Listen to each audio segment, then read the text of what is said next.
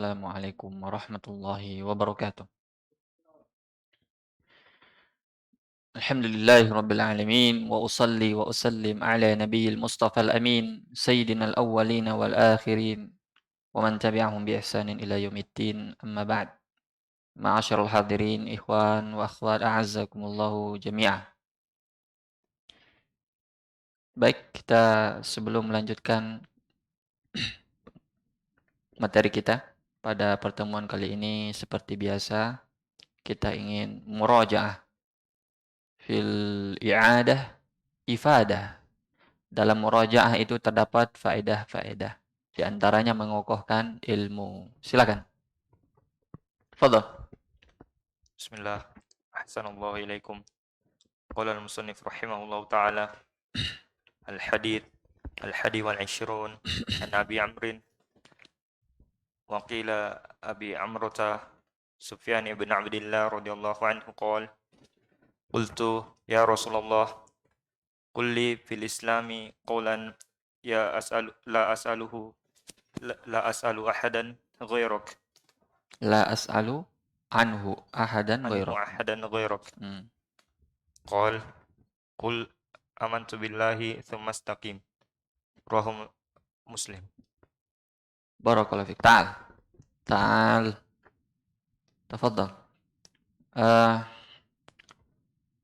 Murajaah berikutnya. Karena stok terbatas ya. Kita bukan murajaah hadis tapi murajaah materi sebelumnya. Pada pertemuan lalu kita telah mengambil hadis tentang rasa malu. Di dalam tastahi fasna ma syi'ta. Min yakni apa maksudnya ya hadis itu? Di dalam tastahi fasna ma syi'ta. Jika kamu tidak malu maka berbuatlah semaumu. Apa maksudnya itu hadis? Kita sudah sebutkan kemarin berapa pendapat? Berapa pendapat? Ada yang murojaah? Berapa pendapat? 5 per 6. Pendapat. Berapa pendapat kemarin? Ada? 3. Yang pertama, perintah itu bermana? Hah? Hah? Angkat tangan, angkat tangan. Ya, bukan. Maksudnya, jika kamu tidak malu, berbuatlah semaumu. Itu memang perintah secara zahirnya atau ada tafsiran-tafsiran yang lain? Disuruh kita berbuat semaunya kita. Nah, hmm, hmm, hmm. Masya Allah. Ta'al. Siapa yang bisa menjelaskan itu? Perintah secara zahirnya, yang pertama. Yang kedua, bukan secara zahirnya, tapi itu adalah ancaman. Yang ketiga, hanya sekadar berita. Siapa yang bisa menjelaskan? Nah, perlu diulangi lagi supaya lebih jelas. Cepat. Kita punya materi baru ini. Boleh lihat catatan, tidak masalah. Ini dibedakan. Karena dopton. Hafalan itu ada 2. Doptus sadar wa doptul kitabah. Ada orang bisa menghafal dengan kepalanya atau dengan hafalannya. Ada orang yang tidak bisa dengan hafalannya, tapi dengan apa? Tulisannya. Maka siapa yang rapi tulisannya, dia catat yang penting-penting, maka silahkan. Itu juga dianggap sebagai sebuah hafalan. Para ahli hadis itu menganggapnya sebagai sebuah hafalan. Nah, silakan. Yang mencatat. Apa maksudnya itu? Kalau yang sebagai zahirnya apa maksudnya? Ada yang tahu? Jika kamu tidak malu maka berbuat semaumu secara zahirnya. Artinya itu apa itu? Larangan apa pembolehan? Jika kamu tidak malu maka berbuatlah semaumu. Kita ambil itu secara zahirnya. Berarti itu apa? Pembolehan. Jika hal tersebut tidak memalukanmu jika kau melakukannya, maka silahkan lakukan. Secara zahir. Kalau bermakna ancaman, berarti dia bukan secara zahirnya. Misalnya, jika kamu tidak malu melakukan itu, silakan lakukan. Tapi ingat, ada hukuman yang siap menantimu. Itu persis dengan firman Allah dalam surah Al-Kahfi. Siapa yang tahu? Lanjut. Falyakfur. Inna a'tadna lidzalimina naran ahata bihim suradiquha. Tafadhal.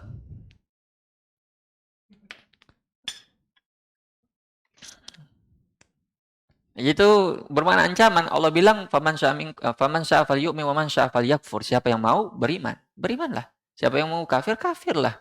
Inna a'tadna lizzalimin. Tapi kami siapkan bagi orang-orang zalim naron, yaitu neraka jahanam, ahata bihim suradiquha. Yang neraka tersebut pagarnya diliputi oleh semua api, ya, dikelilingi oleh api. Wa iyastagitsu yughatsu bima'in kalmuhl. Apabila mereka haus minta air minum, dikasih dengan air minum.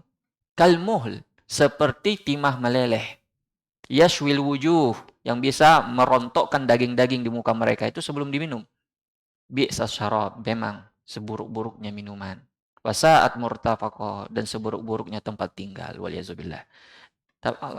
Orang liberal mengambil ini sebagai dalil apa? Liberalismenya, pembolehan. Bahwa di sinilah terlihat bahwa Allah, kata mereka, tidak memaksa orang dalam keyakinan. Lihat, siapa beriman, beriman, yang kafir, kafir. Tidak ada paksaan dalam beragama. Tuhan saja tidak memaksa hambanya dalam beragama. Kata mereka. Mereka potong itu ayat. Padahal itu justru ancaman dengan dalil ayat setelahnya. Inna a'tadna lidzalimina naron. Nah, itu mereka. Itu makanya hati-hati. Bisa jadi orang memelintir dalil seperti itu dan itu berbahaya. Orang memelintir dalil sesuai dengan hawa nafsunya, ya, sehingga keluar dari tafsirannya para salaf, keluar dari pemahaman para ulama. Nah, Allah alam. Baik, kita mulai, ya. Hadis yang berikutnya, an Abi Amr wa qila Abi Amrah. Ini kunyah beliau diperselisihkan, ada yang bilang Abi Amr, ada yang bilang Abu Amrah, dan itu tidak membahayakan karena kenapa? Siapa yang tahu? Kita bilang ini tidak membahayakan, tidak mempengaruhi sah atau tidaknya ini hadis. Tidak perlu kita bertanya ini hadis ini kayaknya meragukan ini, tidak perlu. Siapa yang tahu kenapa? Apa alasannya? Kita Ahsan, barakallahu fiik. Masih ada parfum tidak ini? Ini belum apa-apa, baru pembukaan habis mi parfum. Betul, karena semua sahabat bagi akidahnya Ahlussunnah wal Jamaah apa?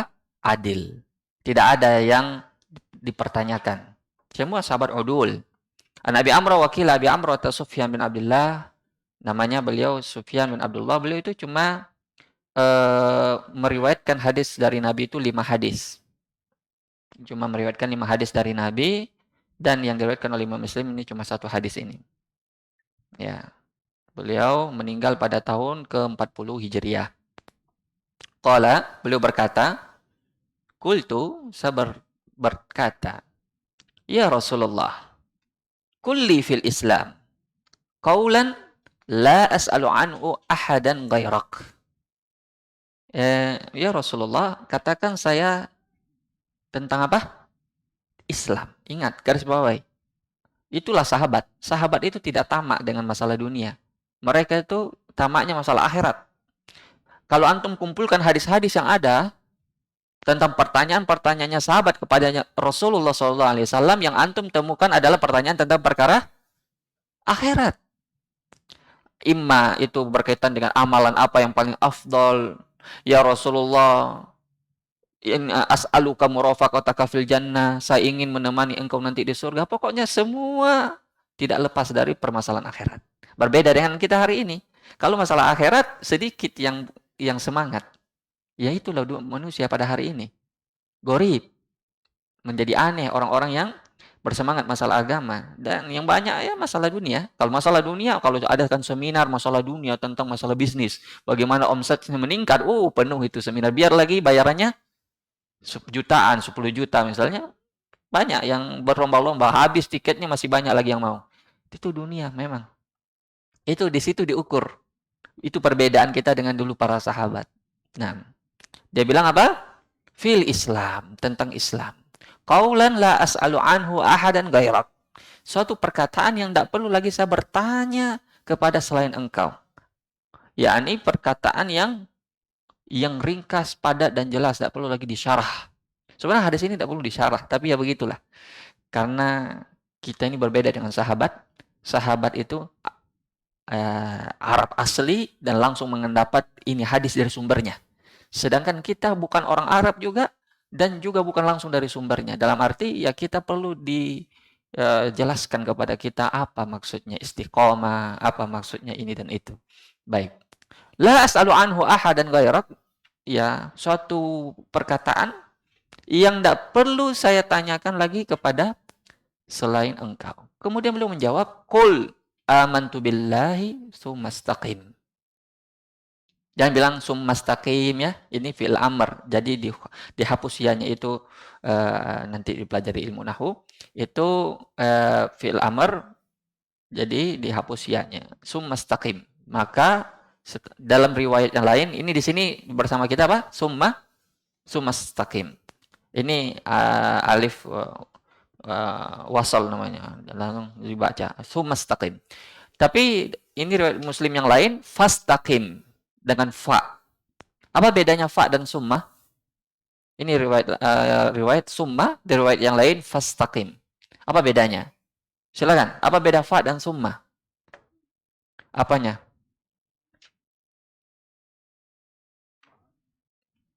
Litarakhi ya, tentang waktu. Baik, tafadhal. Barakallahu fiik. Batas maksimalnya cuma 2 ya. Baik, labas. Itu perbedaannya. Tapi sebenarnya ada juga sebagian ulama yang menafsirkan makna summa di sini. Kata mereka, insya Allah nanti akan kita jelaskan tentang ini lebih rinci. Kalimat summa ini ada rahasianya. Apa? Kalimat summa seperti yang katakan tadi bahwa litarakhi, yaitu untuk memiliki rentan waktu, butuh proses. Jadi istiqomah itu tidak spontan, tidak instan. Dia butuh apa? Proses. Karena istiqomah itu butuh ilmu. Orang kalau mau ilmu perlu belajar, butuh kesabaran, perlu menghadapi ujian, godaan, dan sebagainya, baru dia bisa dikatakan istiqomah.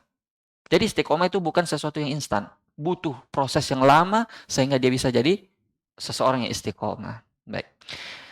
Hadis ini, baik kita akan menggali hadis ini insyaallah taala. Hadis ini ya, Sufyan ya, bin Abdullah ini datang bertanya kepada Nabi sallallahu alaihi wasallam dan Nabi menjawab suatu wasiat yang singkat. Dan wasiat Nabi memang biasanya singkat. Siapa yang bisa menyebutkan 3 wasiat Nabi yang singkat-singkat? Yang sudah lewat bersama kita. Anda boleh lagi. Yang lain. Pasti bisa. Tidak apa-apa juga pakai bahasa Indonesia kalau tidak hafal bahasa Arabnya. Yang hadis yang berlalu. Yang singkat-singkat. 1. La taqdab, jangan marah. 2. Ifadillah yahfadka. Itu panjang itu. Ifadillah yahfadka tajidhu tujaka idza sa'alta fas'alillah idza sta'anta fasta'in billah, itu panjang. Yang enggak pendek, yang seperti ini pendeknya. Ad-dinu nasiha. Bagaimana cara membaginya ini? Jasa maunya yang satu orang jawabnya 3 sekaligus. 6. 1 dibagi 3, boleh. Tapi parfumnya mestinya lebih banyak daripada ini. Supaya baik, enggak masalah.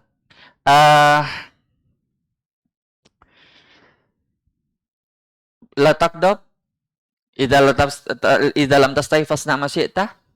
Terus yang tadi juga ada juga yang lain, ittaqillah, wasiat Nabi kepada Mu'adz, haitsuma kunta. Dan banyak yang lagi hadis-hadis yang lain yang sebenarnya memang hadis arba'in ini atau hadis yang kita pelajari ini semuanya tentang apa? Jawami'ul kalim. Yaitu kumpulan-kumpulan hadis ringkas namun memiliki makna yang padat dan luas. Makanya syarahnya itu banyak sekali. Antum dapatkan di syarah Ibnu Daqiq Al-Id, lain lagi syarahnya.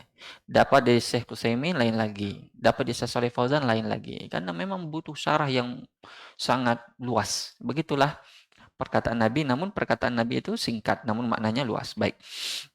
Kemudian di sini dibilang oleh Nabi Shallallahu Alaihi Wasallam, Qul amantu billahi Tsumastaqim. Ini jawaban Nabi SAW, yaitu katakanlah, saya beriman, lalu istiqomalah. Iman dan istiqomah. Iman itu amalan hati. Sedangkan istiqomah amalan al-jawari, anggota tubuh. Dan asal dari istiqomah itu adalah istiqomah hati. Karena kalau hati istiqomah, maka ikutlah istiqomah seluruh anggota tubuh. Ada hadis yang semakna dengan ini, siapa yang tahu? Idza saluhat jasadul kullu, idza fasadat fasadal jasadu kullu, ala wahya al-qalb. Apabila dia baik, baik seluruh tubuhnya. Apabila dia buruk, buruk atau rusak seluruh tubuhnya. Ketahuilah bahwa segumpal daging itu adalah hati. Nah, inilah yang dimaksud dengan istiqomah. Nah, istiqomah itu sendiri adalah dari kalimat istaf'ala. Misalnya kita bilang istaghfara. Apa artinya istaghfara? Talabu al-maghfirah. Ista'ana. Talabu al-aun. Minta tolong, minta ampun. Nah, sekarang istiqomah sama dengan ini timbangannya, wazannya. Apa artinya? Talabah. Talabah apa? Istiqamah. Talabah mada? Talabah iqamatul qalb ala sirati mustaqim atau ala dinil Islam. Talabah iqamatul qalb ala sirati mustaqim, yaitu meminta kepada Allah agar hati kita tetap berada di atas jalan yang lurus. Dalam perbuatan, dalam perkataan, lisan maupun dalam hati. Itu yang dimaksud dengan istiqamah. Dan ayat ini seperti ada di dalam Al-Quran, dalam surat Al-Ahqaf. Persis maknanya dalam hadis ini. Siapa yang hafal? Nah, ini kita lebih banyak ini mengingatkan hafalan. Begitulah Ahlus Sunnah. Ahlus Sunnah itu tidak berkata kecuali dengan apa? Dalil, bukan asbun. Tahu asbun? Asal bunyi. Yang penting bicara saja. Tapi ditanya dalilnya apa? Yang penting bicara saja. Itu tidak mencerminkan Ahlus Sunnah. Ahlus Sunnah itu tidak berani berbicara sesuatu kecuali ada dalilnya. Sekarang kita mengaku Ahlus Sunnah. Sekarang apa dalilnya? Yang mengatakan bahwa hadis ini semisal dengan ayat yang lain dalam surah Al-Quran, yaitu surah Al-Ahqaf. Apa bunyi ayatnya? Innal ladzina qalu rabbunallah fala khaufun alaihim walahum yahzanun. Ta'al. Sesungguhnya orang yang mengatakan rabbunallah tsumma istaqamu. Tuhan kami adalah Allah. Lalu mereka istiqamah. Fala khaufun alaihim walahum yahzanun. Maka tidak ada keraguan, tidak ada kesedihan bagi mereka dan tidak pula mereka ketakutan. Baik. Hadirin rahmati Allah Subhanahu wa taala. Di sini Abu Bakar As-Siddiq radhiyallahu taala anhu menafsirkan makna istiqamah adalah tidak melakukan kesyirikan kepada Allah. Tidak melakukan kesyirikan kepada Allah. Itu makna istiqomah yang dimaksud dalam ayat ini. Jadi istiqomah apa? Istiqomah hati. Itu yang dimaksud. Makanya dalam ayat yang lain, surat Fussilat ya. Apa bunyi ayatnya?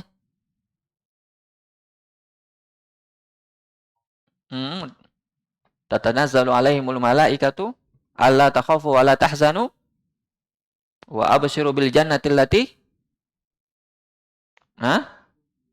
kuntum tu'adun. Ini berkenaan dengan orang yang istiqomah. Maka ketika dia mau meninggal, diberi oleh Allah kabar gembira lewat malaikat. Alla takhafu wa la tahzanu. Jangan kalian takut dan jangan pula bersedih hati. Karena orang mau meninggal, dia khawatir, dia tempatnya di surga atau di neraka, dia tidak tahu. Dia nanti dapat nikmat kubur atau siksa kubur, dia tidak tahu. Lalu Allah utuslah malaikat memberi kabar gembira. Alla takhafu wa la tahzanu. Jangan kalian takut, jangan pula bersedih hati. Dan mereka diberi kabar gembira dengan apa? Jannah. Disebabkan oleh apa yang dulu kalian lakukan. Jadi di antara istiqomah adalah dapat kabar gembira dan Allah memuji orang yang istiqomah. Baik, hadirin dirahmati oleh Allah Subhanahu wa taala. Kemudian iman itu sendiri terbagi menjadi berapa? 3 rukun. Memiliki berapa? 3 rukun. Yaitu keyakinan dengan hati, ucapan dengan lisan, ya, dan perbuatan anggota tubuh. Ya, artinya Ahlussunnah wal Jamaah meyakini bahwa iman itu terdiri dari keyakinan. Dia harus diyakini dengan hatinya. Kemudian dia harus diucapkan dengan lisannya. Kemudian dia harus dinampakkan dan dibuktikan dengan amal solehnya. Tidak bisa dia mengatakan beriman, baru dia tidak melakukan perintah-perintah Allah Subhanahu wa taala berupa salat, berupa zakat dan amal-amal soleh yang lainnya. Itu iman menurut keyakinan Ahlussunnah. Maka berdasarkan ini, maka jelas bahwa iman itu bisa bertambah dan berkurang. Karena orang itu bisa taat, naik ketaatannya dan bisa turun ketaatannya. Maka iman pun tergantung itu. Kalau dia taatnya menambah, maka imannya pun ikut naik.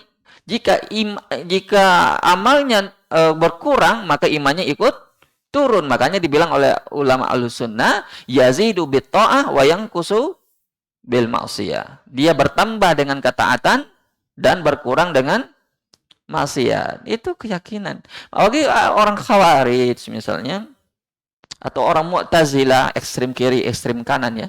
Orang Ahlussunnah selalu wasatiyah, pertengahan. Kalau orang Khawarij, bagi mereka iman itu tidak bertambah, tidak berkurang. Satu saja. Kalau hilang semuanya. Makanya bagi mereka, pencuri, pezina itu kafir. Kenapa? Karena imannya hilang. Kalau Ahlussunnah tidak. Bagi mereka, dia beriman tapi naqisul iman.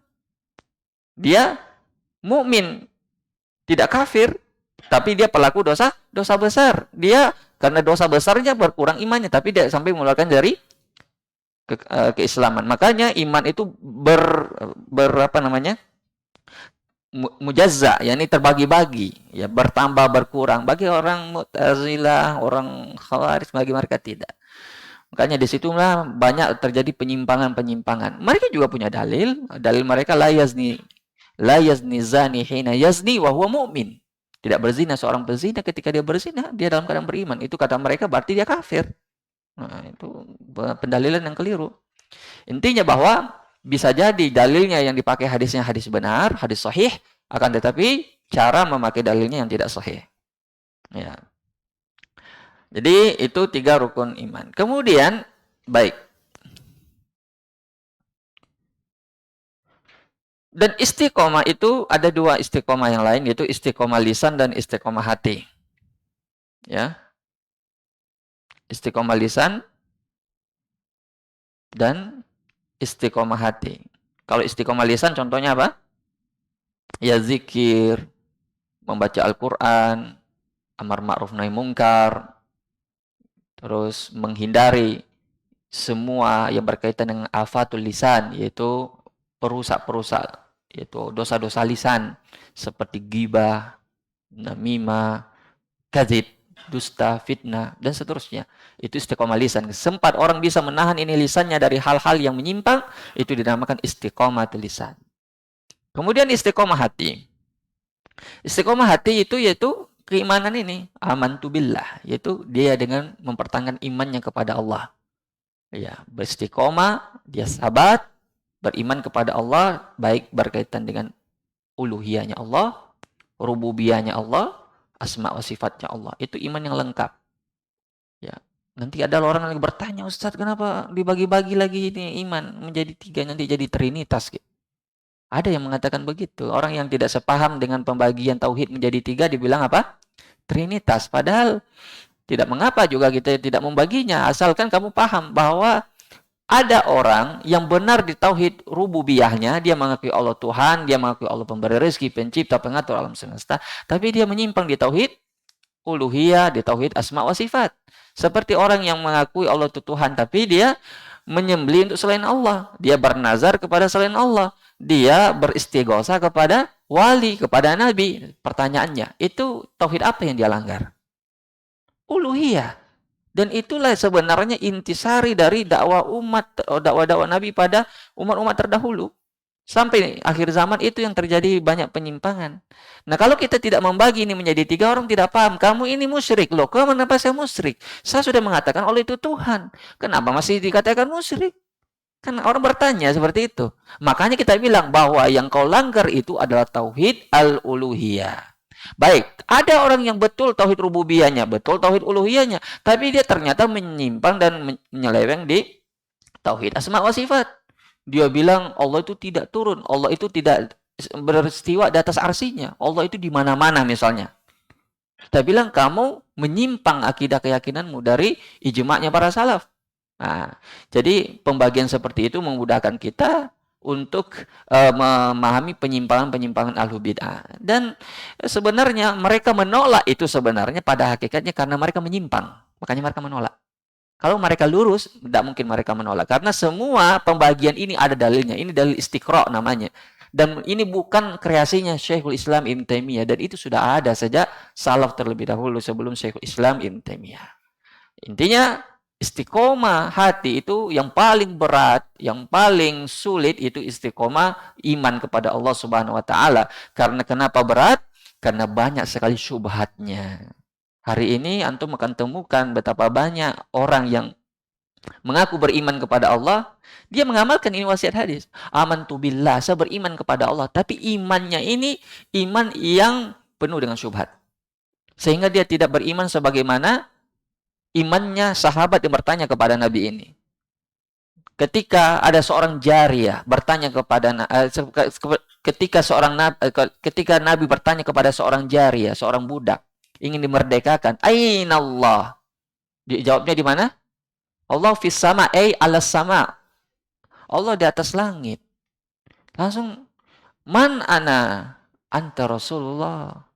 A'tikha fa innaha mu'minah. Merdekakan dia, sesungguhnya dia seorang budak yang beriman. Datang orang belakangan, bagaimana caranya dikatakan Allah di atas langit? Kalau Allah di atas langit berarti Allah butuh kepada langit, dan Allah itu sudah ada sebelum langit itu ada. Nauzubillah, bagaimana kau menolak yang dalilnya boleh dibilang mutawatir dari Al-Quran maupun dari As-Sunnah? Ini yang dimaksud dengan iman yang penuh dengan syubhat. Makanya ketika kita bilang amantu billah tsumma istaqim, itu berat sekali. Betapa banyak orang hari ini yang tercemari imannya kepada Allah oleh banyaknya syubhat. Baik. Kemudian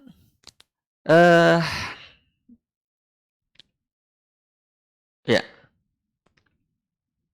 Dan antum tahu tentunya ya, sebab syubhat yang muncul terhadap imannya seseorang hari ini ya tentang Allah ya, terutama ya, baik itu tentang nama-nama dan sifat itu yang paling banyak perselisihannya, maupun tentang uluhiyahnya, terutama tentang masalah tawasulan.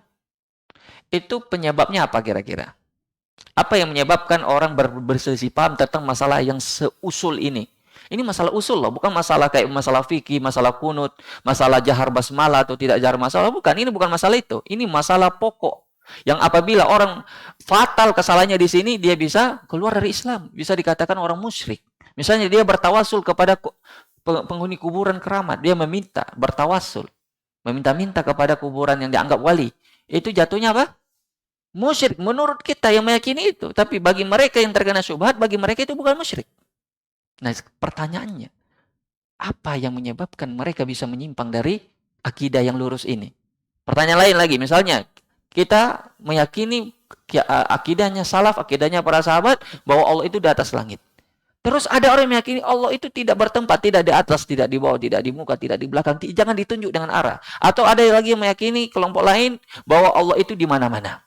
Pertanyaan kita, kenapa bisa? Dia muslim, dia mengatakan saya beriman kepada Allah, tapi kenapa berbeda akidahnya dalam masalah seusul ini? Ada yang bisa jawab? Langsung dapat 2. Silakan. Ini pertanyaan yang masalah pokok sekali. Silakan, siapa yang bisa jawab? Kenapa bisa berbeda orang dalam hal itu? Nah, masa nggak bisa jawab? Jawabannya mudah sekali. No, lah. Hah? Kenapa bisa? terjadi perbedaan yang begitu mendasar, padahal ini adalah pokoknya ajaran Islam. Yang tidak boleh orang berbeda padanya. Yang apabila berbeda orang pada masalah ini, masuk dia dalam ancaman firman Allah, wa may yushaqiqir rasula min ba'di ma tabayyana lahul huda wa yattabi' ghayra sabilil mu'minin nuwallihi ma tawalla wa nuslihi jahannam. Siapa yang menyelisih Rasul dan mengikuti jalan selain jalannya orang-orang beriman, yaitu maksudnya sahabat, menyelisihi ijma'nya sahabat, maka kami biarkan mereka dan kami ancam mereka dengan neraka jahannam. Sataftariqu hadhil ummah ila 73 firqah kulluha finnar illa wahida. Nah, ini masalah usul, bukan masalah-masalah yang dianggap masalah-masalah furu'iyah yang boleh orang berbeda pendapat dalam hal itu. Silakan, siapa yang tahu penyebabnya kira-kira?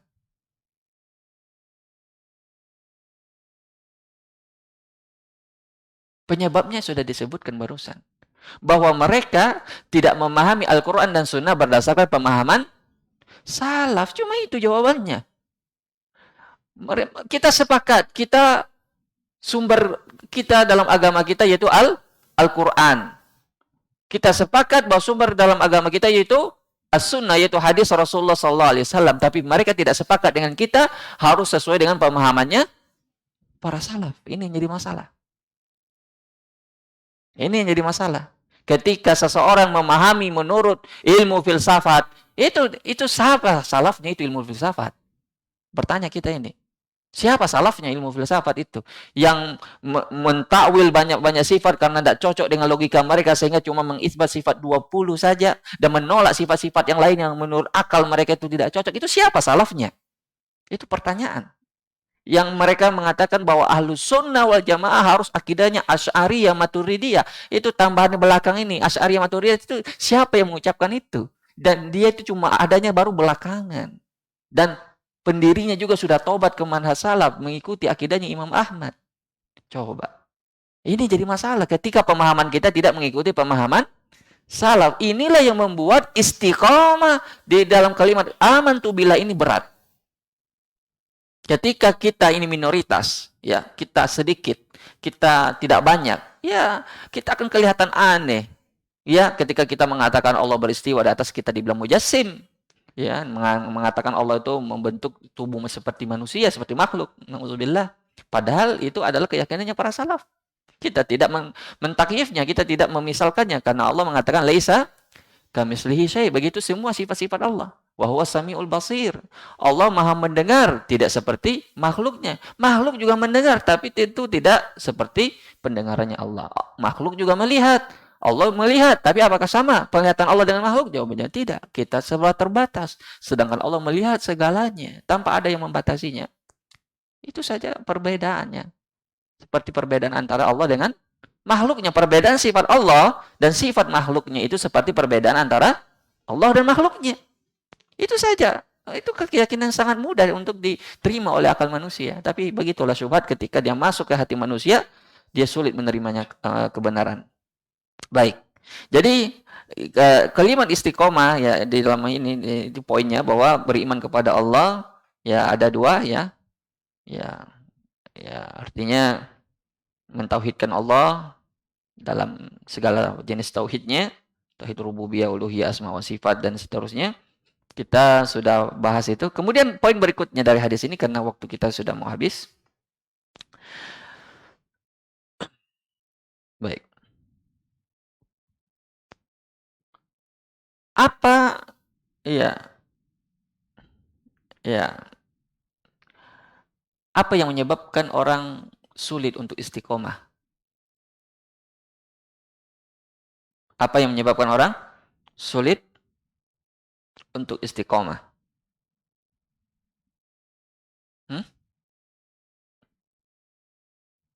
Apa?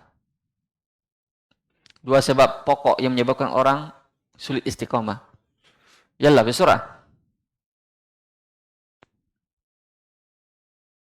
Satu, syubhat, dan yang kedua syahwat. Syubhat dan syahwat inilah yang menyebabkan orang sulit untuk istiqomah dan akan kita jelaskan. Makanya Syekhul Islam Ibnu Taimiyah berkata, a'zamul karamah luzumul istiqomah. Ya.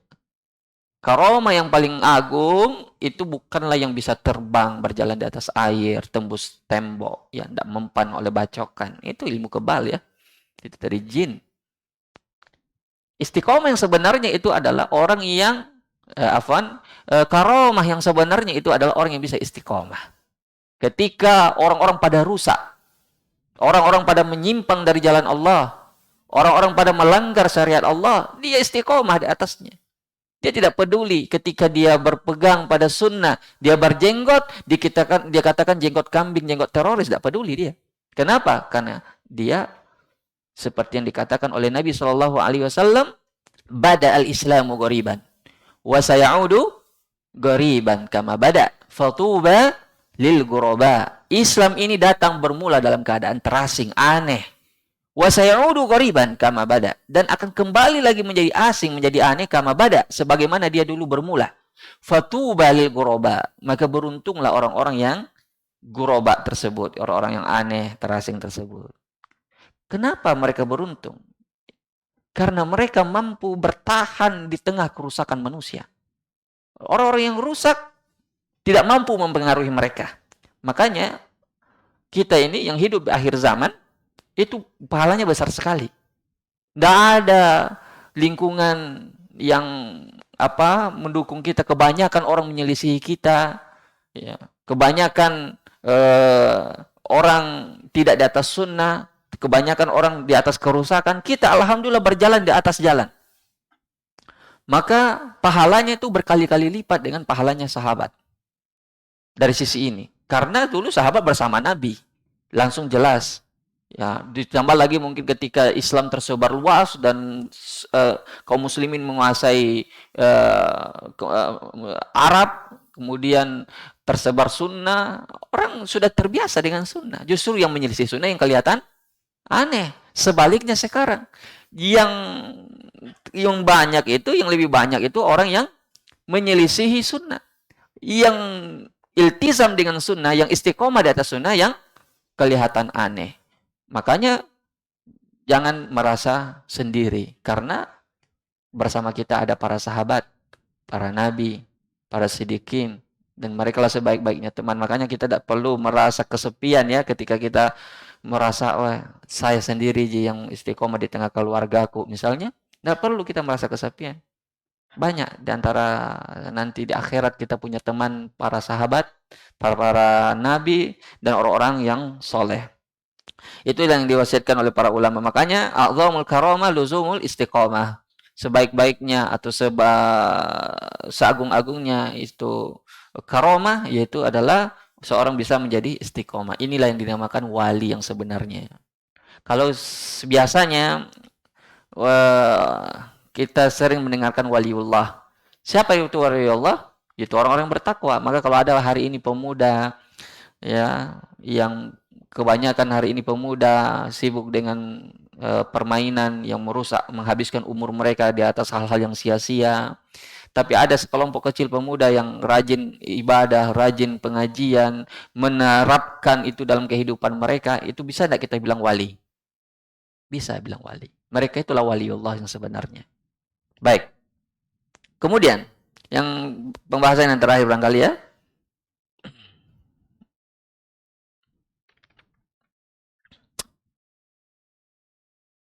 Baik. Tapi sebelum itu, ada pertanyaan. Orang istiqomah boleh tidak dia melakukan dosa? Atau haruskah orang istiqomah itu tidak berdosa sama sekali? Tidak harus. Kenapa? Karena mustahil. Mustahil. Bukannya kita tidak, kita inginnya tidak berdosa. Tapi itu mustahil. Karena yang maksum itu hanyalah para rasul. Jadi jangan disangka orang istiqomah itu berarti orang yang suci dari dosa. Bukan. Tapi bedanya orang istiqomah ketika berdosa dengan orang yang tidak istiqomah apa? Itu yang jadi pertanyaan. Tobat. Tobat. Apa ayatnya? Walladzina idza fa'alu fahishatan aw zalamu anfusahum dzakarullah wastaghfaru li dzunubihim wa may yaghfiru dzunuba illallah walam yusirru ala ma yaf'alu wa hum ya'lamun. Walam yusirru ala ma fa'alu wa hum ya'lamun. Mereka itu ketika mereka melakukan dosa fahisyah, perbuatan keji, au zalamu anfusahum atau menzalimi dirinya, zakarullah, langsung mereka ingat Allah. Wastaghfaru lidzunubihim. Lalu dia cepat bersegera beristighfar atas dosa mereka. Dan mereka meyakini wa may yaghfiru dzunuba illallah, siapa lagi yang bisa mengampuni dosanya ini selain Allah? Walam yusiru ala ma yaf'alu. Dan mereka tidak melanjutkan itu perbuatan dosanya. Wahum ya'lamun, sedangkan mereka mengetahui perbuatan tersebut. Itu perbedaannya orang istiqomah dengan yang bukan. Kalau orang yang tidak istiqomah, dia berdosa tapi dia larut dengan dosanya sampai ditutuplah usianya dengan perbuatan dosa tersebut. Nauzubillah. Tapi orang yang istiqomah itu ketika dia dicatat baginya dosa, apakah dosa matanya, dosa lisannya, dia langsung sadar dan ingat dan beristighfar, terhapus lagi itu dosanya. Baik. Baik.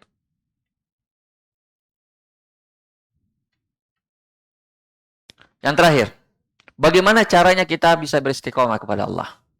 Bagaimana caranya agar kita bisa istiqomah? Ada beberapa kiat yang disebutkan oleh para ulama dalam hal ini. Yang pertama yaitu memperbanyak doa kepada Allah. Memperbanyak doa kepada Allah.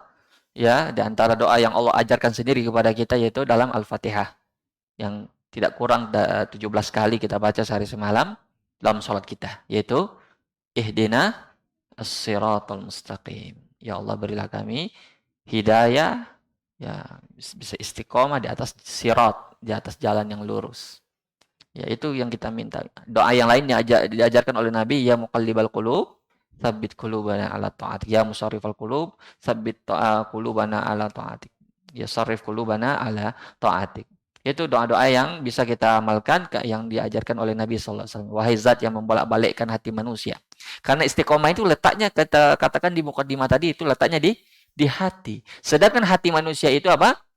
Bolak-balik. Namakan hati itu hati karena dia muqallab, jadi dia terbolak-balik seperti bulu di tengah lapangan yang dihembus oleh angin. Kadang dia kuat imannya, kadang dia lemah, kadang dia taat, kadang dia tidak taat, dan seterusnya. Ya. Apa kita azan dulu? Azan dulu.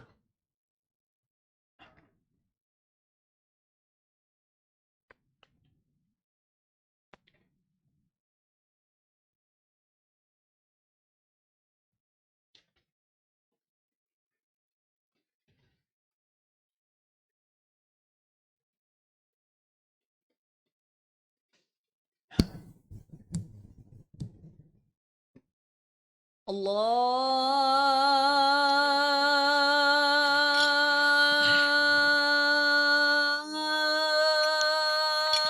Akbar, Allahu Akbar.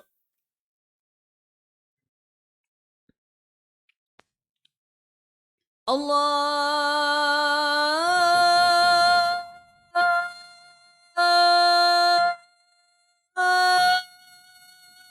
Akbar, Allahu Akbar.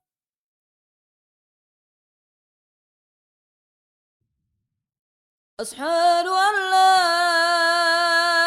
إله إلا الله.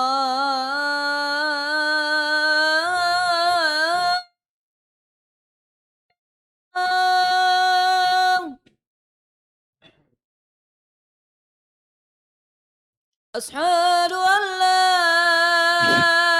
إله إلا الله.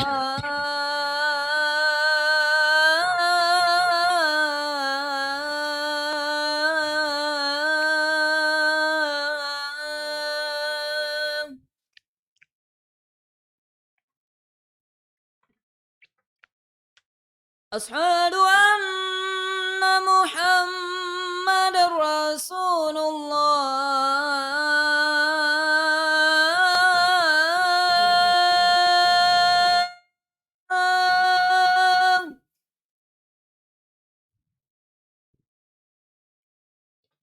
أشهد أن محمد رسول الله.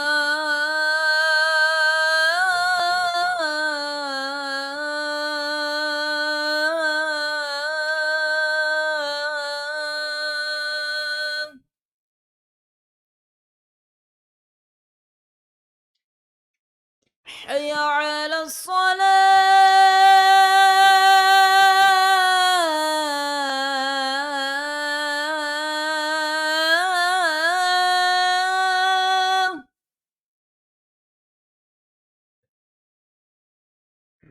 حي على الصلاة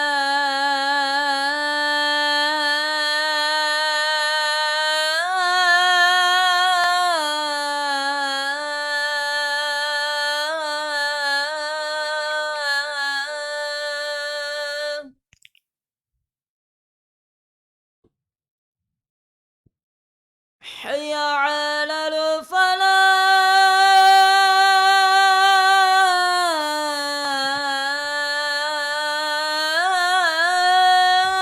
الفلاح حي على الفلاح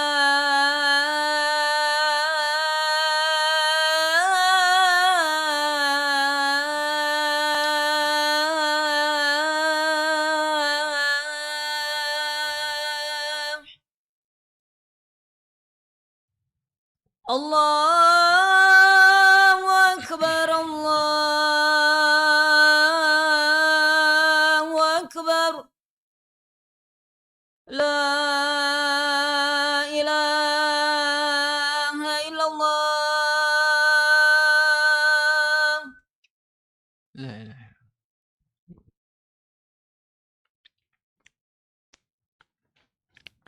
Yang pertama yaitu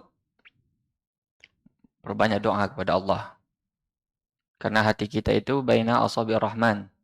Antara jari jemarinya Allah Subhanahu wa taala, Allah membolak-balikkan sesuai dengan kehendaknya.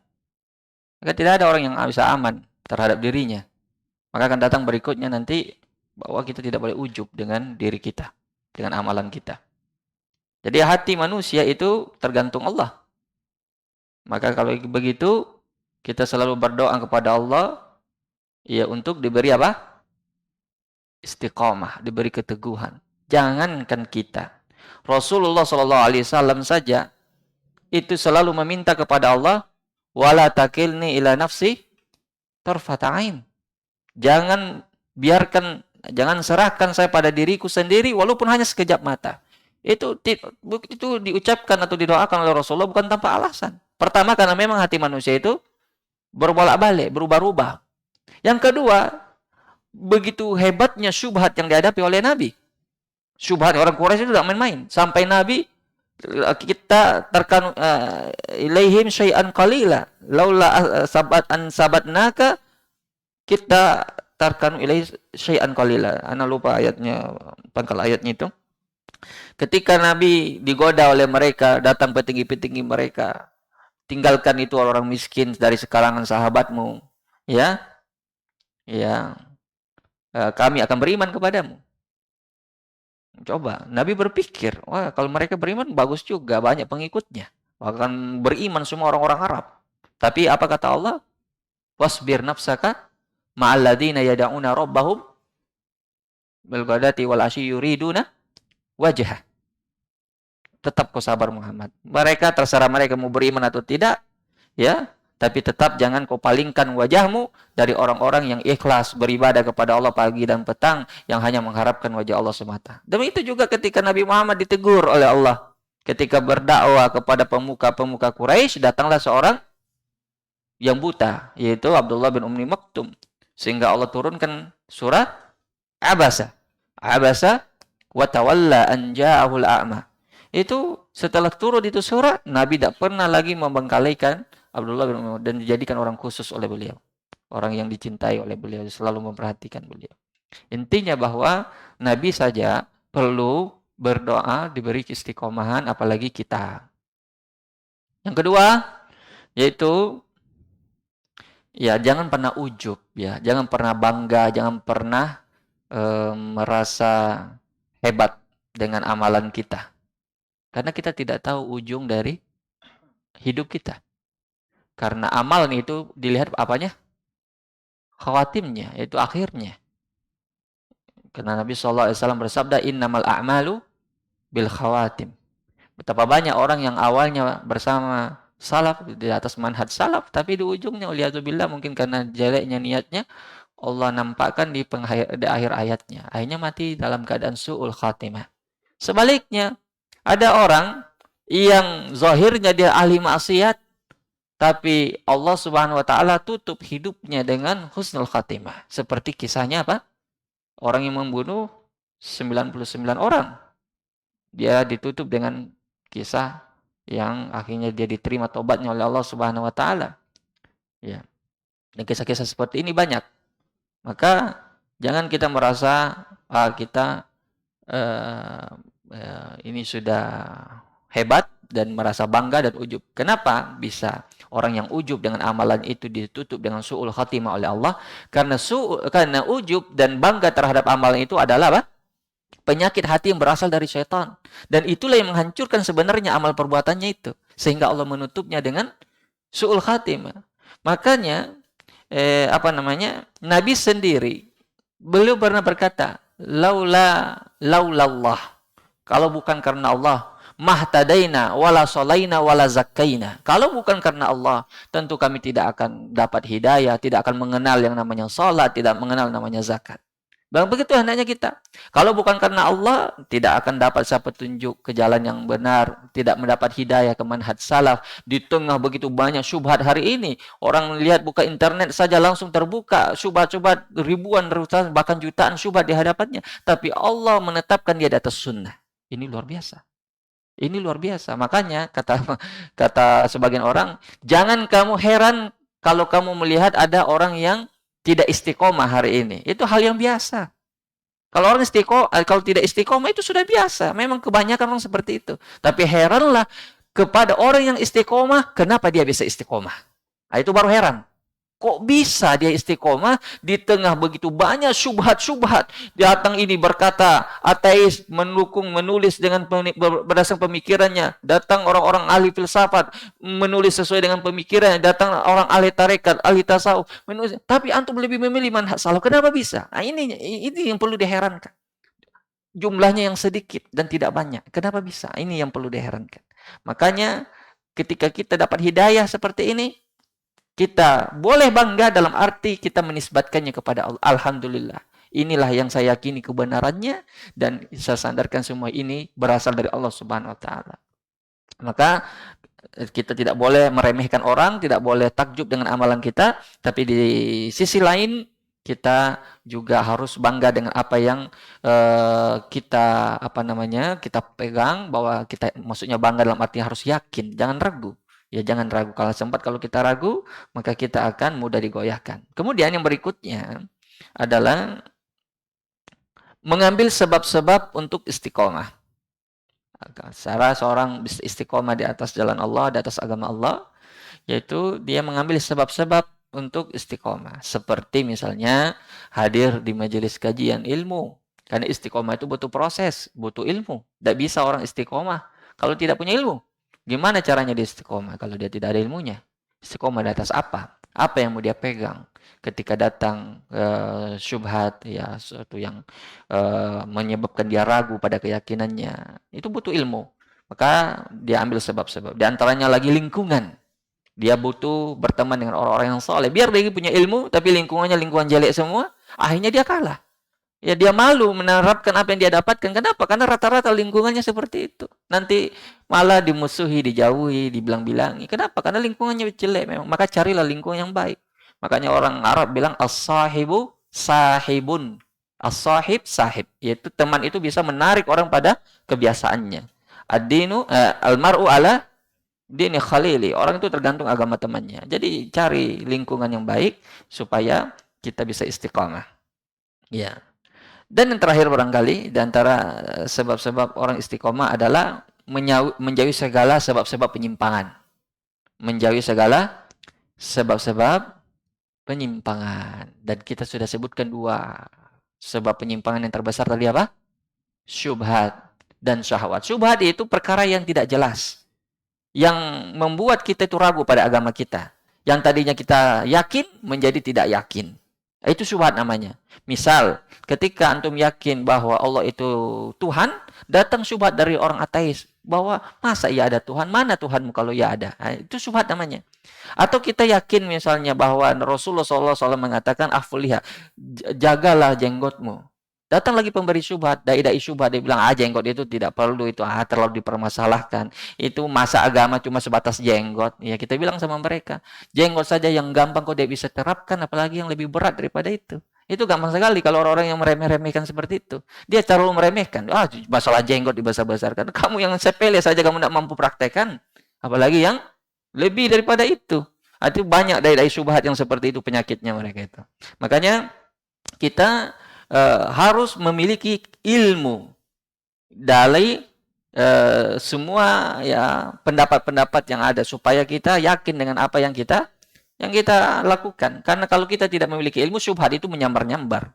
Apalagi antum mau mencoba-coba ya, coba-coba keahlian, buka YouTube ini, saya mau nantang ini Ustadz syubhat ini. Ternyata dilihat kajiannya langsung tersambar oleh syubhatnya. Ada seperti itu. Ada seorang yang mencaci yang mengkritik Sahih Bukhari dan Muslim. Dia bilang itu bukan hadis sahih. Dia bilang tidak bisa dijadikan referensi dalam Islam. Datang seorang pemuda yang penuh semangat. Dia ingin membantah ini seorang yang melecehkan ini hadis Bukhari dan Muslim. Tapi ini pemuda bagus semangatnya, tapi ilmunya tidak ada. Lalu dia datang kepada orang yang penuh syubhat ini, dia berdebat, akhirnya apa? Dia pulang dengan wajah yang tidak seperti yang tadi. Termakan oleh syubhatnya. Ternyata betul juga yang dibilang ini. Coba. Itu kenapa? Karena tidak ada ilmu. Maka kalau antum belum cukup ilmunya, belum kuat ilmunya, jangan coba-coba dulu bermain-main dengan syubhat. Yang bisa membantah syubhat, itu orang-orang yang ahli ilmu. Kalau belum punya ilmu, jangan serahkanlah kepada ahlinya. Kemudian syahwat. Yang terakhir syahwat. Syahwat itu juga tidak main-main. Ma taraktu fitnatan asyaddu 'ala rijali minan nisa. Tidak ada fitnah yang lebih berat, maksudnya fitnah syahwat di sini, yang lebih berat bagi seorang laki-laki daripada fitnahnya perempuan. Dan syahwat terhadap wanita, syahwat terhadap harta, syahwat terhadap jabatan, syahwat terhadap dunia pada umumnya. Itu bisa menghancurkan agama seseorang.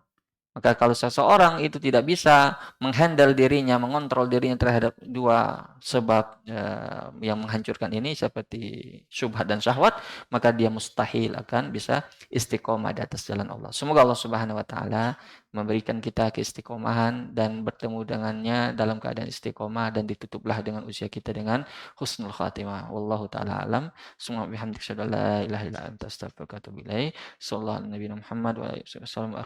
Alhamdulillahirabbil alamin. Nah, kita cukup dulu mungkin.